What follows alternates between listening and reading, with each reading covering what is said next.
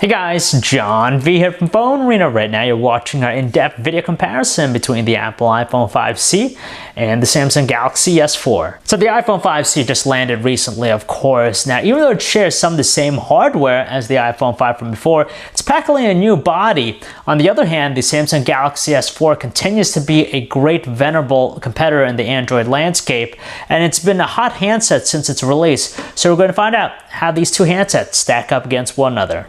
What we have here are two plastic phones. Now for the Galaxy S4, it's something very familiar just because its predecessors have employed the same materials. But with the iPhone 5C, it's a slight departure from the usual, more premium choice of materials. But seeing that it's a mid-ranger, it kind of makes sense for this. Now between the two, we're going to say that the iPhone 5C has the sturdier construction just because of its closed design, whereas with the Galaxy S4, it has some seams and a little bit of hollowness towards the center.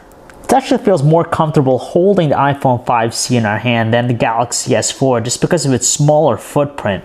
It's not too bad either with the Samsung Galaxy S4, although it is the beefier handset between the two. So if you have smaller hands, it might prove to be a little bit too much, but thanks to its streamlined nature, its lightweight feel, and also its curved sides, it feels also very natural to hold. So we like the designs of both handsets, so ultimately it depends on your personal preference. Now with the iPhone 5C, it really stands out for the bright colors it's available in, whereas with the Galaxy S4, it's a little bit more toned down and reserved with its color options.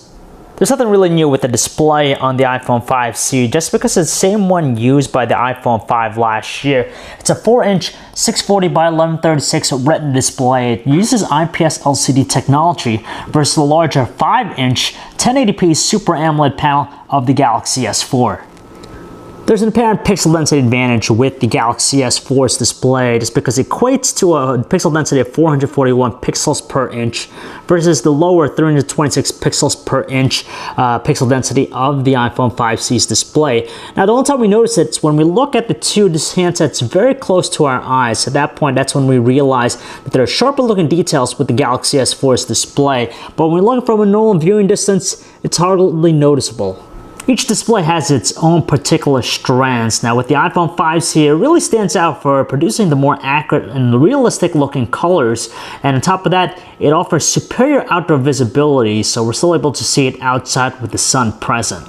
While the Galaxy S4's Super AMOLED display impresses us with its wide viewing angles, its deep black color, and of course those saturated and iridescent color tones it's able to produce, which gives it its showroom wow factor. But when it comes to outdoor visibility, it's not as strong compared to the iPhone 5C.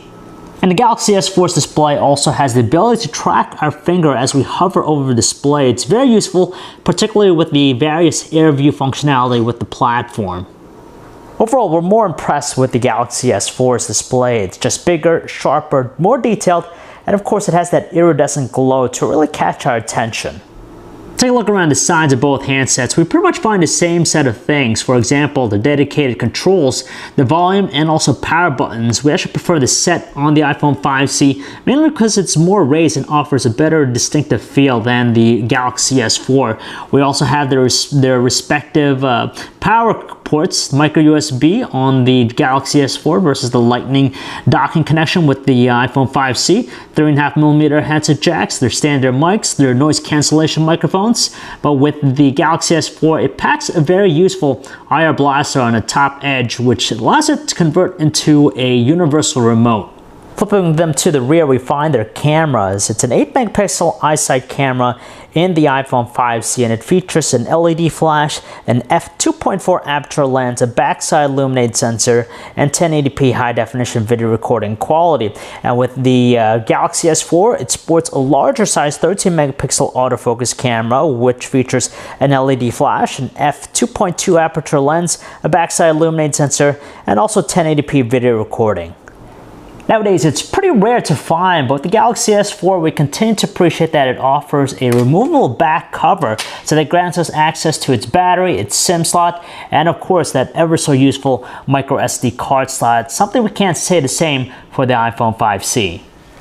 So I'm going to quickly cover the software experience in both handsets just because we already kind of covered it in detail with the iPhone 5S and the Galaxy S4. Now you have iOS 7 in the iPhone 5C, just like what you find in iPhone 5S, and of course with the Galaxy S4 it features the most up-to-date version of the TouchWiz Nature UX experience running on top of Android Jelly Bean.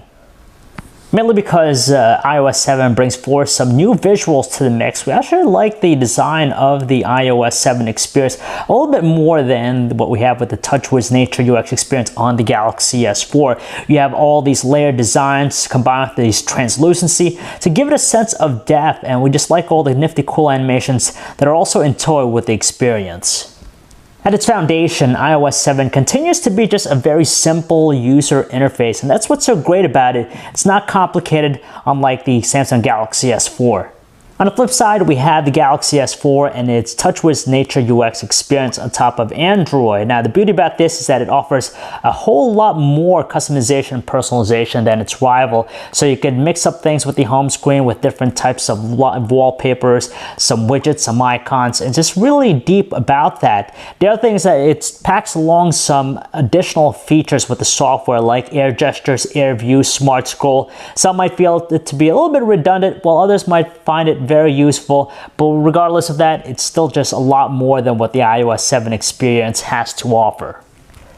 In addition, we like how we have quick access to some of the connectivity features of the Galaxy S4 and even the brightness setting directly from the notifications panel. With the iPhone 5C, however, to gain access to the same functions, we got to swipe up from the bottom to gain access to the control center, and from here, we're pretty much given the same set of options.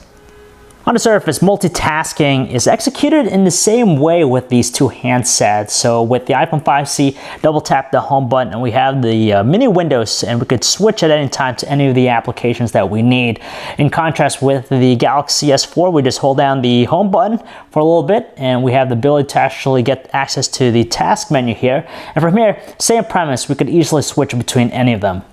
However, the Galaxy S4 takes it up a notch a little bit with its multi-window support. So basically, we can have access to several different things. We can have two applications running at the same time on top of one another. So it offers real multitasking as opposed to task switching. Under the hood, the iPhone 5C doesn't have anything intimidating in terms of its processor. It's the same one that's used in the iPhone 5C. So to be exact, that's a dual-core 1.3 GHz Apple A6 processor with 1 GB of RAM. While the Galaxy S4 has the more impressive quad-core 1.9 GHz Qualcomm Snapdragon 600 processor, coupled with 2 GB of RAM and the Adreno 320 GPU. Even though the Galaxy S4 might have the more impressive hardware under the hood, the iPhone 5C rivals the Galaxy S4's performance. They're both very speedy and responsive. There's barely any hint of lag with the iPhone 5C, interestingly enough, even for more complex functions like playing 3D games. And with the Galaxy S4, it's still an also fast handset, but every now and then we'll see just some choppiness around the home screen when we're trying to scroll. So it kind of goes to show you that hardware really doesn't dictate true performance. Due to its larger display, we have a more spacious keyboard layout on the Galaxy S4. You can see the difference in size, but regardless of that, we like the experience on both just because we're able to type away freely with very minimal mistakes. With the iPhone 5C, it's just very simple and has a really good autocorrect feature, so we're able to keep steady with our typing rate. And with the Galaxy S4, the thing we like about it is that we have a dedicated row for numbers, and we also have quick access to some of the punctuations directly from the main layout. And as an alternative, we also have the swipe-like method as well. And again, the larger display of the Galaxy S4 really helps it in the web browsing department as well, just because with more real estate to work with, we're able to see more of a website than anything else. Now, they exhibit the same quality, so they have 4G LTE connectivities for fast data speeds. You have also instant page rendering and very smooth navigational controls, but there are some cool features found with the Galaxy S4. For example, with its air gestures, we could actually scroll vertically, and also features smart scroll, so basically we could scroll vertically with our eyes. It's actually more ideal to watch videos on the Galaxy S4 thanks in part to its larger and sharper looking display, and of course those vibrant colors really stand out, catches our attention a lot more than the iPhone 5C. On top of that, it just has support for wide array codecs, whereas with the iPhone 5C you gotta do some conversion. And on top of that, we have also some additional functionality in tow. For example, we could preview the video by doing the various air view functionality, and we also have pop-up play, which allows us to pop out the video so it's layered on top of something else, so it's better multitasking.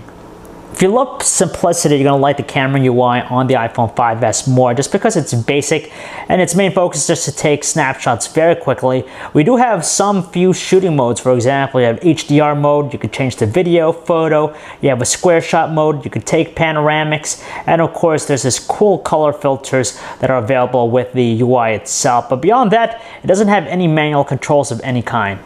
On the flip side, the Galaxy S4 really stands us for its wealth of shooting modes. There's just a ton you could choose from automatic, sound and shot, drama, animated photo. There's just plenty to choose from, which is great. On top of that too, it offers us a ton of different manual controls as well. So you can adjust things like the ISO, the white balance, and even the exposure, so it has its depth.